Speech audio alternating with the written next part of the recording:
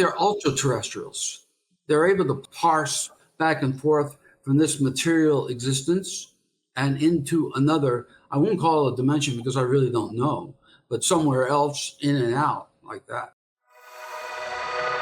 Welcome back to Magic in the Noise. Today we have two special guests with us.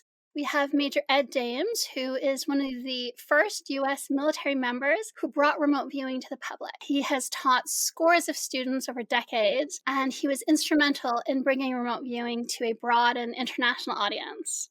And we also have with us today Patrick Flanagan, who acted as tasker for the spectacular session on lightning we covered in a recent video, and the links for that are in the description box below. Patrick is well known in the remote viewing community. He's very knowledgeable about remote viewing. He's known as a good tasker, and we're very grateful to him for having facilitated this meeting today. So hello to everyone, Major Ed, James, Patrick, and David. David, I'll let you introduce yourself. My association with Ed Dames has been, I heard him first on Coast to Coast many years ago when he first came on. To me, it was just, and I was in my 20s, I think, at the time, and I was just utterly fascinated.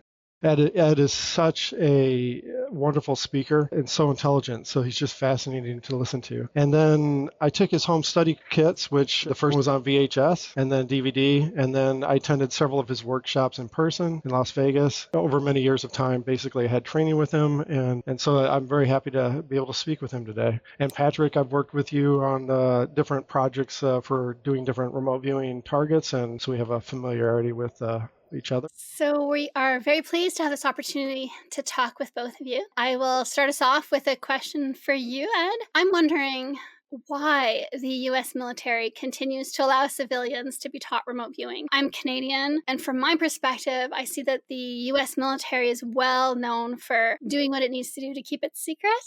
And so I'm just wondering, what is it that allowed them to permit you to come out and teach?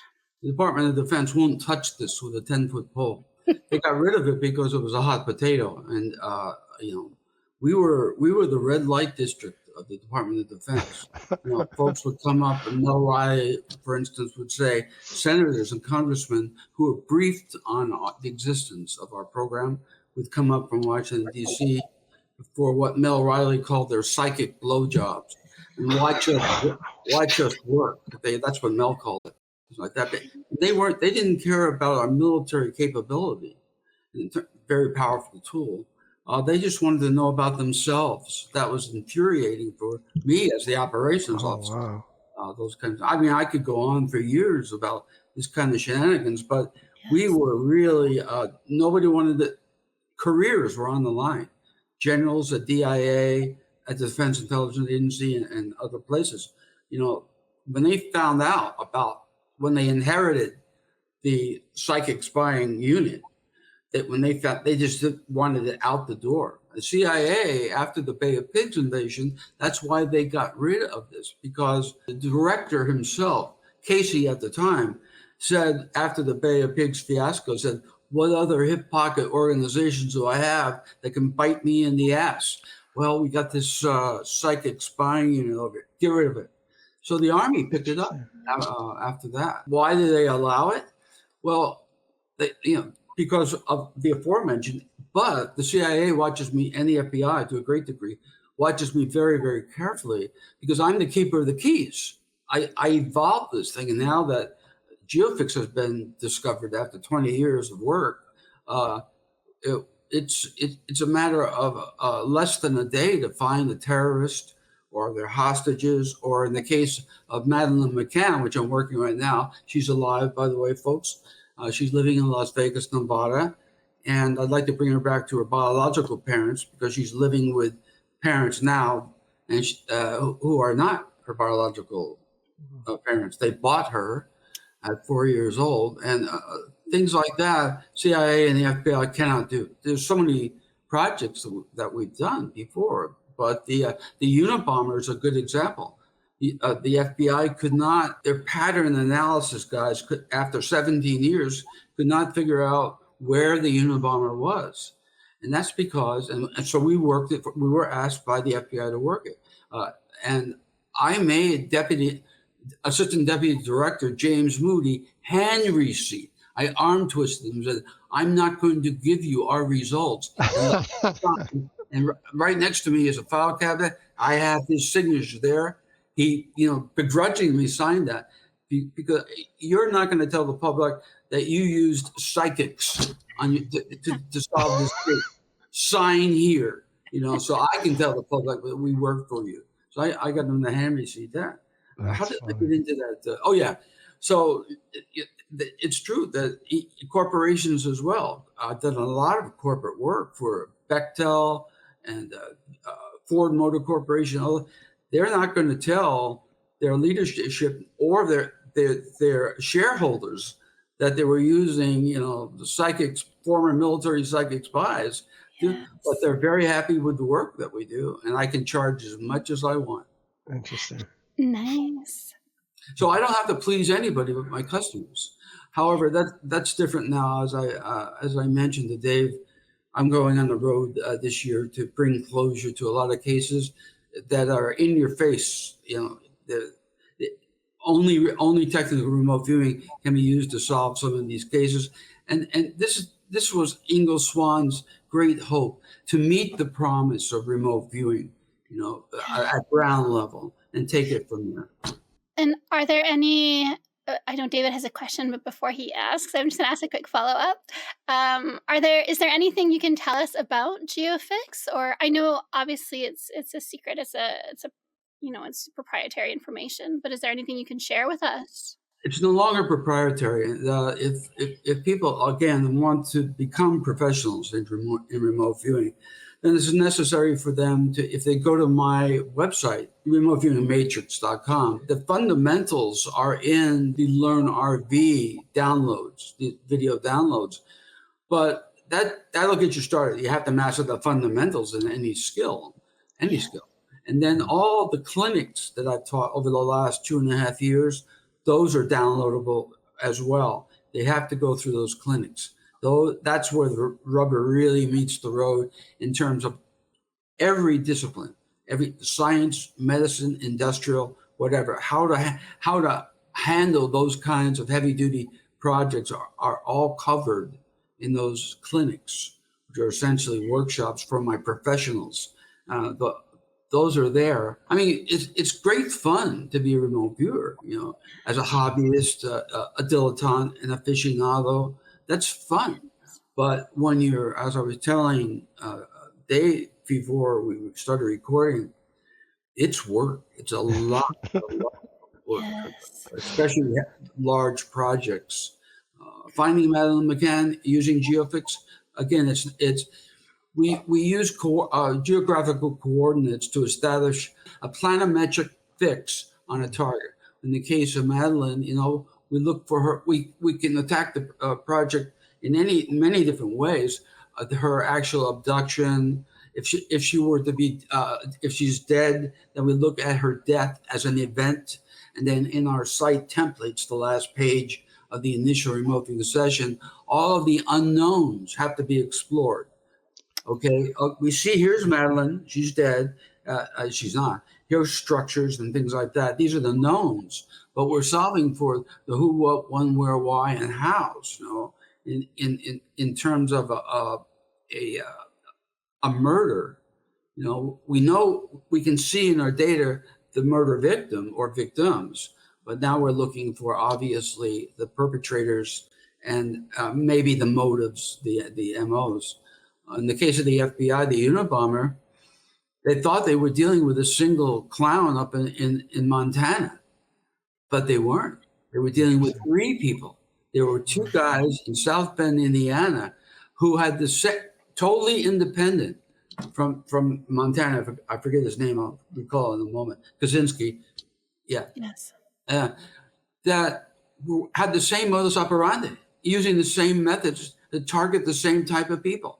That's why the FBI was pulling their hair out the forensic psychologists were pulling their hair out for 17 years. For us, a 2-day project as a team. And you never want to use, and this is important for Patrick to understand, Pat, you never want to use more than 6 professional viewers. It's overkill. As a project manager, it becomes redundant. And I pay my viewers $200 a session, And, I'm wasting money if I use more than 6 viewers.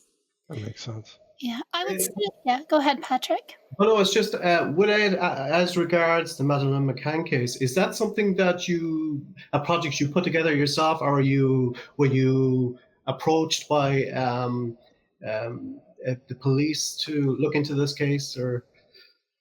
Well, first of all, that's a very strange accent that you have. Now, which planet are you from? I'm Irish. Oh, that planet. That planet. Could you say that one more time? I kind of got the gist. I was just wondering, like, was the Madeleine McCann case, was that a project that your company took on itself, or was it something that you were approached by an intelligence agency or a police service to look into? That was an initiative project by the Matrix Intelligence Agency, as opposed to, let's say, in Los Angeles, the DA called me over and over again on the O.J. Simpson case. They wanted me to put together the entire case, which we did, and then I went into the L.A. River for the knife itself, and Wow. I can go all in the details about that. But in that case, the DA, the Los Angeles District Attorney, called me for help on that case. Madeleine McCann is an initiative project. The same, and many are. You can go and get a sample of that on my homepage. On the home page, there's a splash page that shows my work on the Ark of the Covenant, Noah's Ark.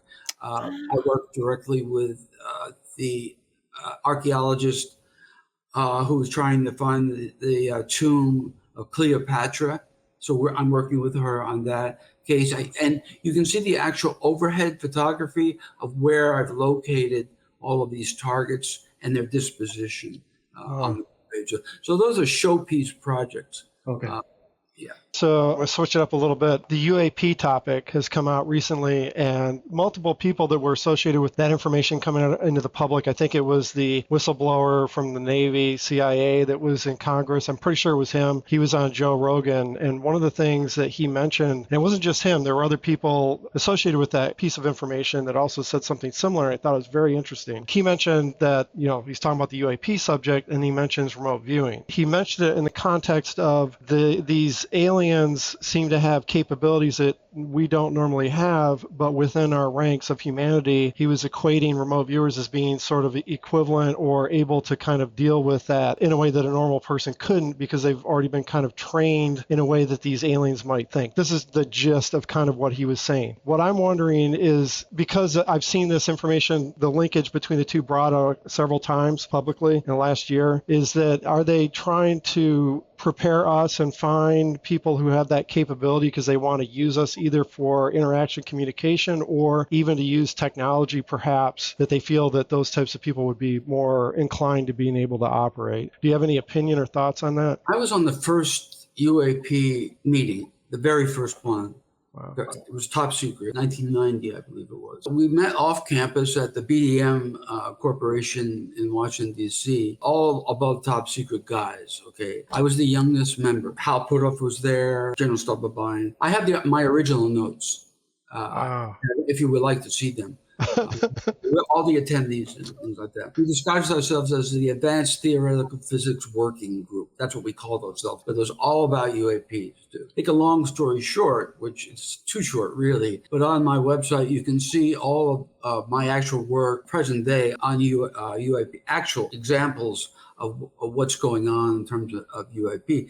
Most of the UAPs that you've seen in the public, and there's a lot of still classified stuff out there, they're emanating, I'll use that word, emanate, from the Pukao Seamount, about 100 kilometers to the northwest of Easter Island. They're inside the seamount, and they are not extraterrestrials. We can talk about extraterrestrials later. But these are what myself and only two other people, scientists, Jacques Vallée, included, and I've taken Jacques to the field before on real CE2 work. They're ultra-terrestrials. They're able to parse back and forth from this material existence and into another, I won't call it a dimension because I really don't know, but somewhere else, in and out like that. When they're inside the seamount, the Pukao Seamount, and there are other sea locations as well. But in terms of Pukao, they're semi-visible, especially in the ultraviolet range. That's an artifact of their presence, is a long wave ultraviolet. They're semi-transparent, and they're wraith-like beings. First time we actually discovered what they were was with the Travis Walton abduction. That was not faked. That's a real thing. And when we studied that as a military unit, is when we discovered that they're just really wraith-like creatures, highly intelligent, far beyond. So we started studying their culture, origin, things like that over the years. So one of my projects this year, the Crown Prince of Liechtenstein, Hans Adam von Liechtenstein, who just lost one of his sons last year, he paid for our research in Chaco Canyon, New Mexico. So we used the military remote viewing team to find the location, a hot zone for ET contact, and that turned out to be Chaco Canyon, New Mexico. So after a series of reconnaissance, where we had a lot of paranormal things happen, I started bringing the Top Gun scientists. Hal Puthoff, Jacques Vallée, the key engineer from the Skunk Works, Ron Blackburn, who's deceased now, and the head of the Stanford Linear Accelerator, and also all the best and the brightest engineers and scientists that I knew, and as well as Jacques Vallée, who is really the only person besides me who came to the same conclusion about what we're dealing with. They're not extraterrestrial. His book. Passport to Magonia really is a good, concise, succinct way of looking at the phenomenon itself, about what we're dealing with. So, that was 40 years ago. We've been studying them, and to a certain degree interacting with them since then. But I want a further interaction. And it turns out that the Bigfoot phenomenon, Sasquatch, is directly or indirectly related to the ultra-terrestrial question. And I want to use the Sasquatch phenomenon as an interface with these ultra-terrestrials. So I've got we use remote viewing to look at the optimum observation point, not interaction necessarily, because I don't know if that's going to happen, but first the optimum observation point, and take it from there. We need to ask for help. I mean, we're committing ecocide and the planet's going down. And they can help, but they're not going to land on the White House lawn, like everybody wants to, because the first thing we're going to ask is, hey, can you help us with our deforestation problem, our HIV problem, blah, blah, blah. And if they don't, then they must be enemies, right? So what Jacques Vallée and I discovered is that they're using all these sundry events. Some of them are completely nonsensical, the Pascagoula pancake incident, all these kinds of things. And they keep changing. The novelty acts as a stimulus. That I taught you that years ago, and Hollywood knows it, and Madison Avenue knows it too. That's why you can't use the same advertising protocols, or people will fall into an ennui. They won't notice things anymore. If flying saucers were all that this system has to offer, it's just them again. But they got to change. Hollywood knows, you got to blow up not just a bus this time, and not just a city. You got to blow up a planet, and the noise has to be really loud, and the girls have to be sexier. You got to keep upping the ante. So that's what this system out there, and in particular, I used as an entree the Ariel School event in 1994. Outside of Harare, Zimbabwe, in the town of Rua. I used that as the entry point. Break through the lines right there. Study this particular event, because it takes resources to do it. Whoever did it, whatever did it, it could be robotic. It could just be a robot system that somebody left here a long time ago. But it's not. There are real, intelligent, non-human entities that did orchestrate, and they want us to find them. They want the curtain pulled back on the wizard. They want it, but they're baiting us in a way that only the most intelligent, evolved humans can get behind all this nonsense and see the wizard and meet the wizard. that these groups, all these UAP groups, they're babes in the woods. They have no idea what they're doing, which is a waste of taxpayers' money. But that's, pretty much de facto for so many other. But they have no idea what they're doing. Now they're starting to listen to me. And a lot of people are saying, "Hey, they're present." A lot of the bigwigs out there, scientists, are starting to listen now and say, "Hey, maybe Ed's right, maybe Jacques' right," and we are, because there's no Project Blue Book. All the 10 working hypotheses failed to answer the question. There goes the book, that kind of thing too. But remote viewing can get behind and look at it's direct knowledge. Right. We learn things in school by studying them, but remote viewing is direct knowledge. There's no middleman. Bam. Our bicameral brain cannot process many things out there. There's so many patterns of information that we don't have. It's beyond our ken. It's beyond our comprehension. Even if we got the hardware and the software to download pieces of it, it's still beyond our ken. It's beyond comprehension. I've got that too. But that's why these guys need to teach us. Okay, when I confront Bigfoot, I have 2 questions. Who are you and who are we? And take it from there. Learn, ask, and then ask for help if they're willing to do that, because we've got some problems. Now, there will never be a nuclear slugfest. Never. There never would have been, nor will there ever. There may be a couple of attack nukes thrown around.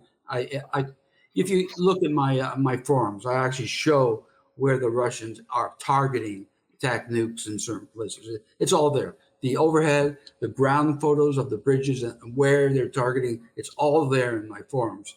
Just a topic of interest.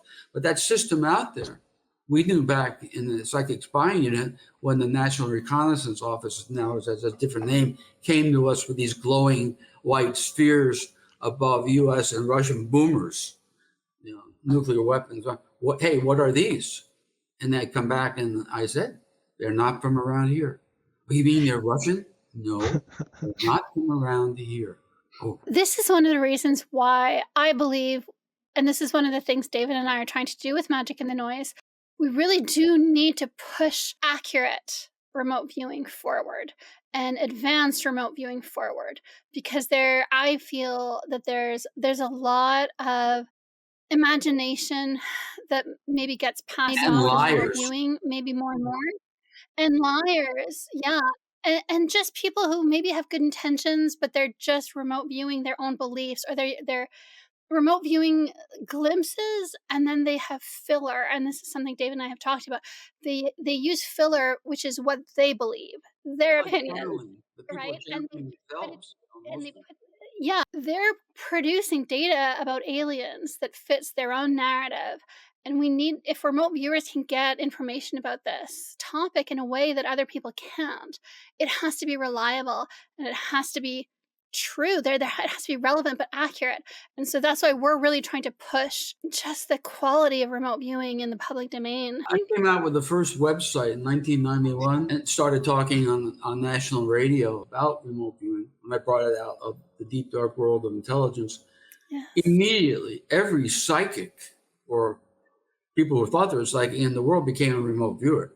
So, it's been vitiated to the point now where it's the only way. It is not the only way, but the best way is actual physical contact and scientists who I work, not me. People are still going to have problems with me because I'm a spook. Came from the deep, dark world, brought this out. I'm still a spook. And, the one CIA, always that type of thing.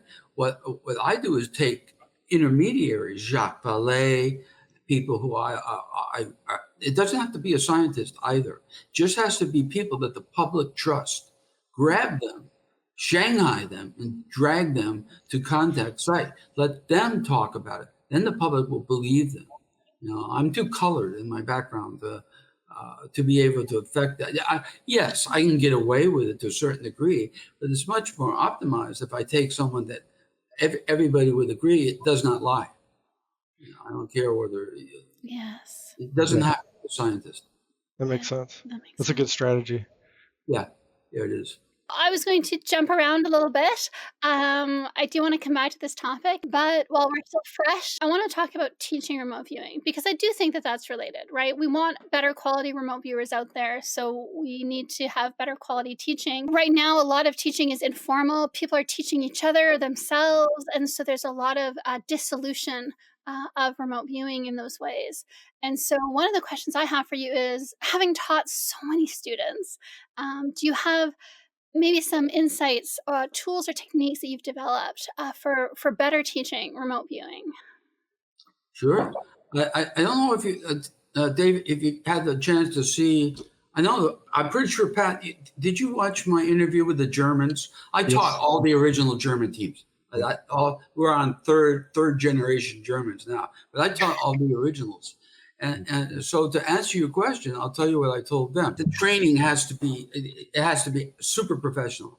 It has to be super professional. So in modern learning theory, feedback, which is obviously essential to our business or any other skill development, feedback needs to be immediate and aesthetic. Training needs to meet those two key criteria, immediate feedback and aesthetic. So in remote viewing training, for instance, we use for just basic training, we use a color photograph. That meets the aesthetic feedback part, and open the envelope, and that meets the immediate part right there too. Yeah. But that's not that's kind of what's going on in certain circles, like the circles that you guys travel in. But out there in the public, it's anything but that too. So first of all, it can't be, oh, sweetheart, you really fucked this up, but you'll do better next time, that kind of thing, So don't worry. No, not that kind of thing. Or in the workshops that Dave has, my workshops, it's with 100 people. A tree died for this. Humiliation is better than, oh, sweetheart, not gonna. But best of all is, why did you put a tangible in the intangible column? I've told you not to do this. How many times? Well, it was telling me to do that. I said, it was telling you? What's the it? The matrix? No. The matrix is where the it goes to grab a pattern of information associated with the target. Oh, I said, if you do that again, I'm going to cut you. I'm going to cut you. Do you understand me? Yes. Yes, what? Yes, sir. Okay, that kind of stuff is what Ingo Swann put us through. Scared to death of him getting it wrong because he just stare at you. Just like that. And I was like, what did I do? What did I do? What did I not do? This kind of thing. So you can't do that with civilians. For instance, you certainly can't put a civilian against the O.J. Simpson case right there, where the juice was holding on to Nicole Simpson and slicing and dicing Ron Goldberg. So even though you're 50% bilocated to the target, that's enough for people to throw up, and they will too, because you're still 50% there. I mean, it's like you can walk away and recover from that too, but that's the student has to have the trust of the teacher and vice versa. You got to trust your teacher, so you would never slip a Mickey like that into a new student session. Those kinds of things. But that's what I mean by the training methodology. It can't be bullshit. It can't be willy-nilly. And again, most people want an experience. Oh, wow. And they probably lost psychics. A psychic? People ask me if I hire psychics, not unless they're trained. When they're trained, they can become not simply a professional under my tutelage. They can become an all-star, which, Pat, as a project manager, don't forget, that these people, and you've probably run into this, they become prima donnas. They're so good About 15% of the people that I've trained nominally, probably 50% of the people in the world, are naturally gifted. They're way above. I was below average in terms of psychic antenna. I had to work very hard to develop skills, whereas I have trained some people, famous people, who are incredible, just incredible. But the problem with them in stage 2 is they homestead stage 2. Stage 2 is just scaffolding to get into stage 4 after stage 3. But they'll stay in stage 2 forever because they're picking up every single nuance of the target. And it's just scaffolding. You're not solving a problem in stage 2. But these people in a group can become prima donnas, just like any other job, whether it's a bank or military or things like that. You start to lean on your best, to the exclusion of your weaker members on the job, and they become prima donnas. And so if you're working the contract, high level contracts, they're going to fall on their face one day, and you're going to have a whole lot of egg on your face in terms of the contract. So the tough love approach may be the better approach. I could say so much after, I've been doing this for more than 40 years. Yeah. I've learned a lot. Like I said, that experience can't be replicated. I can teach all the skills, the high level skills, and I'm no better than my pros, except in stage 4, I've adapted to a certain degree, and I can solve a problem faster than they can because my mind has been trained to do that, to fetch the bone and do it really, really well. But in terms of skill level, my pros, some of my pros are far better than I, especially in terms of drawing, sketching. I only recommend 2 books to people, newcomers, people like Dave, who came to my workshop many years ago. I only recommend 2 books: Drawing on the Right Side of the Brain by Betty Edwards, especially the kit that she has where you draw the negative spaces. Yes. That's super valuable in terms of our work. And if you're an artist like Paul Smith is, then that's great, because it's a whole lot more valuable to have an artist draw the actual stage 6 of the target rather than stage 3. And the other book is The Presence of the Past by Rupert Sheldrake, because his idea of the morphic field is very similar to Ingo Swann's idea of the matrix, what Ingo called the font from whence all form arises, that Ingo's definition of the matrix. And Rupert Sheldrake's idea of the morphic field is similar in many ways to that. It's difficult for me because there's so much I would like to tell you, but that's not practicable. Yeah, I understand. I do have one question, though. It's one that's not talked about too often, is remote influencing. Yeah. Lynn talks about it quite a bit. Now, I did speak to a person, and I learned some stuff from them a while back, and they said they learned it from you, and it was taking the TRV format and reversing it.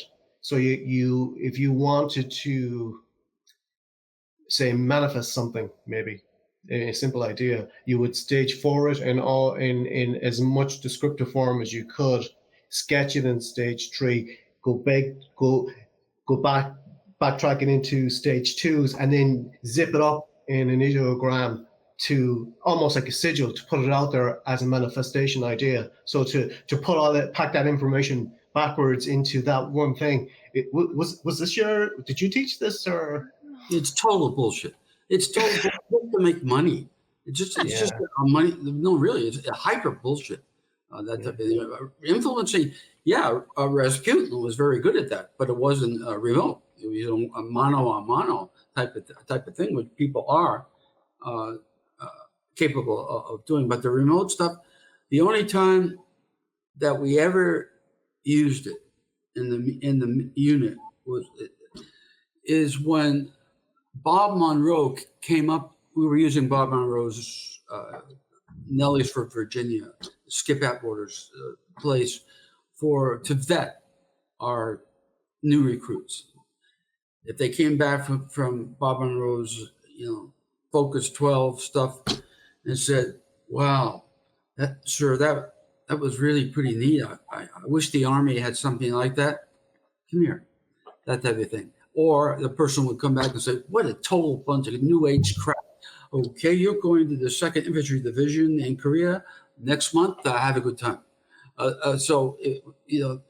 vetted them slowly and brought them into to the program. But Bob came up when he was still alive and said, "I can't sleep. Somebody's pinging me, and I think it's the Russians. They're in my mind when I sleep." Which is fine. I mean, the Secret Service came to me personally and said, I published the Defense Intelligence Agency, a SNE, Special National Intelligence Estimate. There are many. I published the one on parapsychology behind the Iron Curtain, that type of thing too. Secret Service got a copy. It was just straight secret, nothing above. And read about what remote viewers were capable of doing in terms of the paranormal and human potential. And they said they were afraid that Ronald Reagan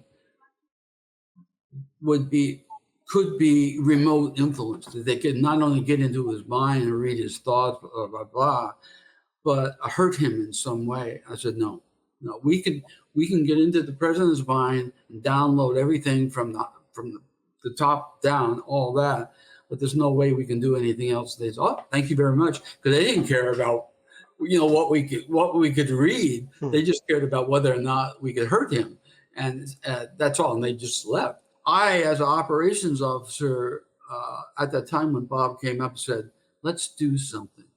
So first of all, we had to find out. We had to remote view Bob when he was sleeping, and then in the past when he was sleeping, and find out what's going on. That led us to the Russians, the Sovs, the Soviets, the 10-foot tall syndrome.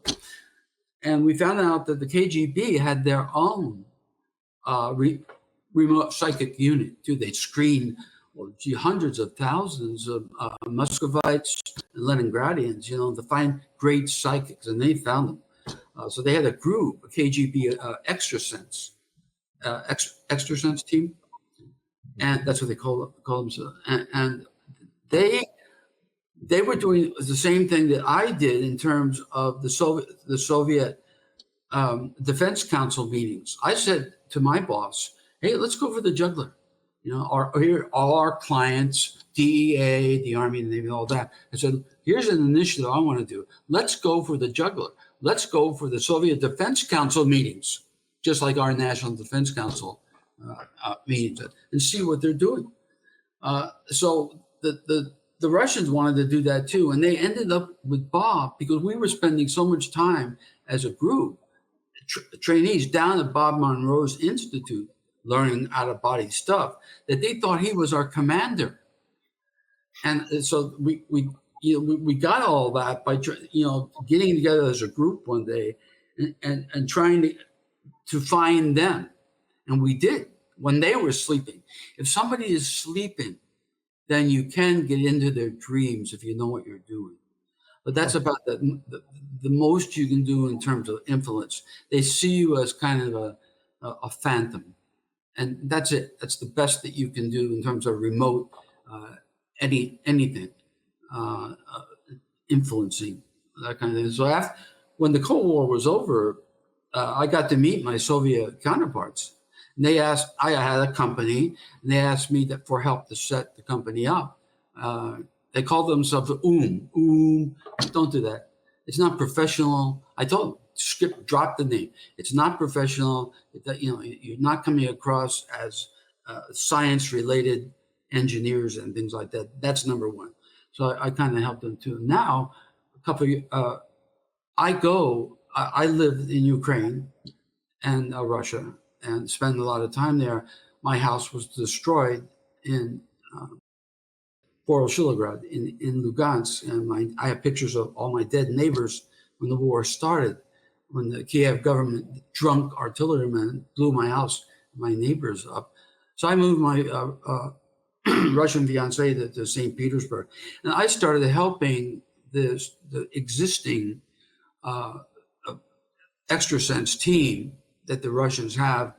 And I went there and sat down with them using geophysics to help neutralize a particular terrorist who, and I have all the photographs and things like that on my website. You can see that the work neutralize a terrorist that was going to blow up the airport in St. Petersburg. So I work with the Slavs now, Russians. So Patrick's question leads me to one of the questions I have, and so just to see what your opinion is of it. Hal Puthoff in Third Eye Spies mentioned that Ingo Swann supposedly moved a magnetometer needle. So can you, what's your opinion about that particular situation? That's our sister science, psychokinesis or telekinesis. It's our sister science too. So I use remote viewing, technical remote viewing, to get a foot in the door about how that all of the mechanics and the dynamics behind the Uri Geller effect and all those kinds of things. And fascinating work. It's still proprietary, but again, we use technical remote viewing to look at the phenomenon where any reasonable person would say, okay, that's an act of telekinesis, psychokinesis, akin, a la Ingo's event, and model the dynamics and the mechanics behind it. If we can model it, we can teach it. As the same way as remote viewing. Ingo Swann said when his peers would not cotton up to the idea of learning his new structure, and they would, it's the ego is at work and the vanity. Ingo threw his hands up and said, "Who's paying for this?" And Hal Puthoff said, "The Army. Send me some Army officers." And so, that's how that got started. He didn't know whether theoretically anybody, once that structure was in place, could learn remote viewing. And I submit to you that it's the same thing with our sister science. If we can actually model how it's being done, it can be trained. In my book, in my autobiography, the last chapter talks about Chinese kids, which is a good example because Chinese kids are used in this type of research, who are affecting the guidance system on a U.S. missile test, hypothetically. Maybe. Wow. And it's like the Global Village of the Damned, the old movie where these kids, turn to the bomb in the suitcase. But again, that's our sister science. And kids are great. I develop protocols as my students know. And these protocols are in the clinics that you can download. Are in those clinics, children's protocols. You don't have to ask a kid to open their mind because it hasn't closed yet, like a staid stoic old fogies, and moreover, the cultural conditioning hasn't been ingrained in them yet. And that's a box. That's a huge box. It's one of the biggest impediments to learning remote viewing, other than AOL, analytical overlay, that cultural conditioning, language is a box. In the Western Latin languages, the concatenation of subject, verb, object, as we try to express an idea, the linear mind type of thing, total blocks. This is why, as I've often said, I believe that the cultures with an ideographic language. I speak fluent Chinese. I spied on the Russians through the back door, through China. I was a spy master. So I mastered Chinese. And I believe that Chinese, for instance, the IQs of East Asians are higher because of their ideographic languages, because the pictogram is a picture, right? And it needs to be processed in a right brain modality. And then it has to be linearized, juxtaposed to another picture, right? And that's processed linearly on the left brain. So you've got this balance between lobes that they grow up with too. And thus, I believe they have a higher IQ because of that. That's fascinating. Just to clarify, then it sounds like there's probably ongoing research by the different agencies for that particular discipline in terms of understanding the modeling of it. And no? Negative. No. Oh. No. I'm the only game in town. Again, keeper of the keys, because they don't want anything to do with this, but they sure don't want to shut me down because they have needed. They may need me again. I was working with the Germans to develop a company one thing. So I was in Germany, and I was there for 2 months, I think, one time. And AT&T didn't shut my phone off because I wasn't paying the bills. I was out of the country, and I came back, the phone's still on, because the FBI monitors every single thing, including this conversation, the CIA too, everything I do. And they didn't want to shut the phone down, so they told AT&T, no, don't do that. Sources and methods type of thing. It's like Mad Magazine, Spy versus Spy. It's just a game with serious consequences. Coming on the back of what David was just saying there, and you had a very close relationship with Ingo Swann. You trained. He taught you up to stage 3, right? Yeah, he taught me the 3 and introduced me to 4. But because I had to get back to work, I came from a different place than these other guys, and I had to get back to work to prevent technological surprise on future battlefields, which was my job. But also, I homesteaded the remote viewing unit. I stepped down from celestial levels of government. Office of Secretary of Defense, I stepped way down because all the tools that I had at my disposal, OSD, satellites, agents on the ground, I was a spy master. I briefed the president, biological warfare, and the National Security Council had to brief them. Captain Dames, they knew my rank. I didn't wear a uniform. They knew, of course, the National Security Council when I briefed them. Why have the Sovs been able to develop a tactical laser and we haven't? Well, gentlemen, the Vice President sits on there. It's because of dialectic materialism. Go on. Well, as opposed to the Western scientific method and blah, blah, blah, blah, blah, different philosophy, different education systems, different technologies, and these kinds of things had to, dumb down why the Sovs were able to build certain things. And so the decision makers, God help me, could decide what they wanted to do. Well, it's just with Ingo himself, he taught the unit up to stage 6. Tom McNair. Well, no, only Tom McNair. Yeah, only Tom McNair. This year. Did you witness some of these more advanced aspects of what Ingo was able to produce? I had to train them. I had to jumpstart myself and train them, because that was my job when I transitioned from the Army over to the Defense Intelligence Agency, Center Lane and Center Lane particularly, and Sunstreak. Center Lane, I was the operations and training officer. I was dual-hatted, so I had to give the Ingo's group, and this is why I became protege. Tom McNair should have become Ingo's protege, not me. There's a lot of reasons for that, but Tom wasn't interested. But I had to train these guys and take Ingo's discovery, which should have gotten a Nobel Prize or something, take it and massage it into a useful information collection tool that could be used in support of the national intelligence community. That was my job.